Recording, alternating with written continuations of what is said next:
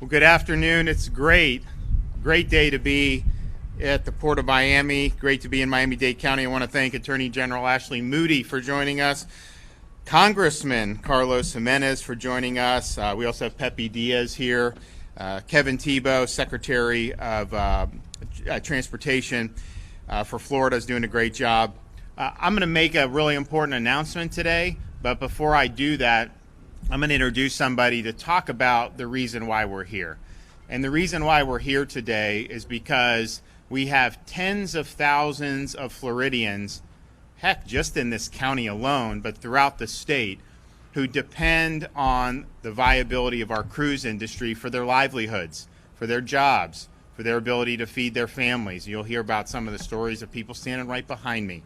And so today is a day for us to fight for them, fight for our friends and our neighbors who just want to go back to work and just want to be given that opportunity to do it. And so I want to bring up Monica Sabata. She's a former employee of Cruiseport Destinations. She's going to tell her story, and I think it's a story that's really reflective of a lot of the experience that we see with so many people who have been affected by the federal government shutting down this industry. Monica? Good afternoon. Thank you, Governor. The reason why we're here today is because in March of 2020, sadly and unfortunately, we were ordered to shut our doors for 2 weeks. That was hard enough for the staff that we had at the time. These were people that some considered supplemental income. Some others were of retirement age, and this was their social hour. And this was part of their livelihood. And when we had to shut our doors for 2 weeks, we gave everybody hope, and we stayed in touch. We did Zoom calls. We kept everybody alive and well and happy and joyful for what was to come. We played the game by the rules. Here we are over a year later, and we have had deaths. And sadly, and I say sadly, because it wasn't due to COVID, it was quite literally due to heartbreak. These two individuals, and I must speak about them, had heart attacks based on sadness. Like I said, the Port of Miami has served so many people in so many different ways. It's not just the cruisers, it is their employees. And the joy that traveled through the Port of Miami for the longest time was intoxicating. For the past year, I have taken a lot of calls, a lot of Zoom calls on my time, because what people need is to connect. They need to go back to work. As a company, we have gifted them many times gift cards for pharmaceutical needs, for food needs, and just chatting with them gives them a little bit of hope. But we're really at our wits' end at this point. We don't know what else to tell them. I have had people tell me that they're on the verge of committing suicide because they really don't know what to do. Now, I'm not a psychologist. I can only be a friend. And it also takes a toll on me, because how do you tell these people, don't worry, it's going to be okay, we're going to get back to work, it's going to be fine? Really, at this point, it's very difficult to keep the hope alive for them. And put it up. Oh, there we go. Tight. Good. All right, we're back. At this point, it's very difficult to have that conversation, keep a straight face and say, we're going to be okay. We need to go back to work. Nobody wants a handout. We don't want a handout. What we want is to go back to work. What we need is to go back to work. It's not just the financial aspect. It's the emotional and the mental and the physical well-being of these people, of all of us. So I cannot implore anymore how immensely important it is for all of these Miamians to go back to work. The Port of Miami has supplied an immense amount of employment to people that, at this point, they have nothing.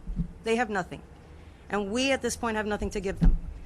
So that's why we're here. We're here because all of these people need to go back to work, and we are representing thousands more. Thank you.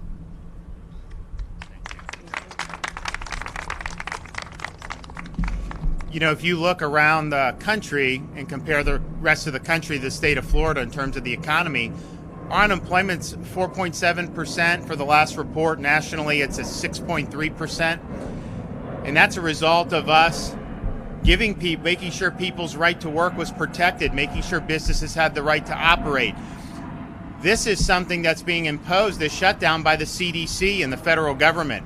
And so if you look at Miami-Dade County, even though the state of Florida is far below the national average in terms of the unemployment rate, here in Dade County, it's one of the highest unemployment rates in the entire state. And it's way higher than the state average and higher than even the national average. And the main reason for that is because the federal government and the CDC has locked down this industry for over a year. This is not reasonable. This is not rational. And guess what? If they say that cruising is not safe, even with widespread vaccine availability, all the testing you want, they have now antibody treatments that have been very effective. They have all these different things. It's a much different situation than a year ago. But guess what? People are still going to go on cruises. You know what they're going to do? Instead of flying to Miami, spending money to stay in our hotels, spending money to eat in our restaurants before they get on the ship, they're going to fly to the Bahamas. And they're going to get on the ships from the Bahamas, and they're going to spend the money in the Bahamas, and then they're going to do the same thing that they would have done. It just won't be helping the state of Florida, and it won't be helping our folks here who really depend on it. So how does that make any sense? It doesn't. It's irrational, and this is something that we don't believe can continue any longer. And so today, I'm happy to announce that on behalf of the tens of thousands of Floridians whose livelihood depends on the viability of an open cruise industry, today Florida's fighting back. We're filing a lawsuit against the federal government and the CDC demanding that our cruise ships be reopened immediately. This will be something that we believe we have every legal right to insist upon. We don't believe the federal government has the right to mothball a major industry for over a year based on very little evidence and very little data. And I think we have a good chance for success. But here's the thing. It's our responsibility to fight for our fellow Floridians. If they are in dire straits, and you heard Monica, the stories, it's not just about even dollars and cents. Obviously, people want a paycheck. They want to be able to control their own destiny and do things like that. But it's also about your livelihood, how you feel about yourself, how your mental health is doing, all these other things that are negatively affected when you have something like this happen where you're shut out. And the thing is, too, is not only are they shut out, there's really just no end in sight, because whatever they do next, it's probably going to be so cumbersome that the cruise lines aren't even going to be able to sail under some ridiculous order with having to do all these other things. So our view is people can make the decisions that they want to make. People are going to cruise one way or another. It's a question is, are we going to do it out of Florida, which is the #1 place to do it in the world, or are they going to be doing it out of the Bahamas or other locations? And so I think that the answer to that question should be obvious for Floridians. We want our folks to be able to go back to work. We want to be able to stand up for them and their families. And so today we're doing that. I'm very happy to be partnering with our Attorney General, Ashley Moody. We've been discussing this now for many weeks. We knew that we had to do something. We did have an event at Port Canaveral a couple weeks ago imploring the CDC to take action. They've not taken sufficient action, and so we believe that it is time for us to vindicate the state's rights and the rights of the state in court, and also vindicate the livelihoods of the tens of thousands of Floridians who depend on this industry. So the Attorney General is going to come up give you a little bit more information on what we're doing today, but I couldn't be more proud to be working with her on this very, very important issue. And on behalf of everyone you see standing back here, everyone else in the community, particularly in Miami-Dade County, help is on the way here. We're going to keep at this until we finally get it open.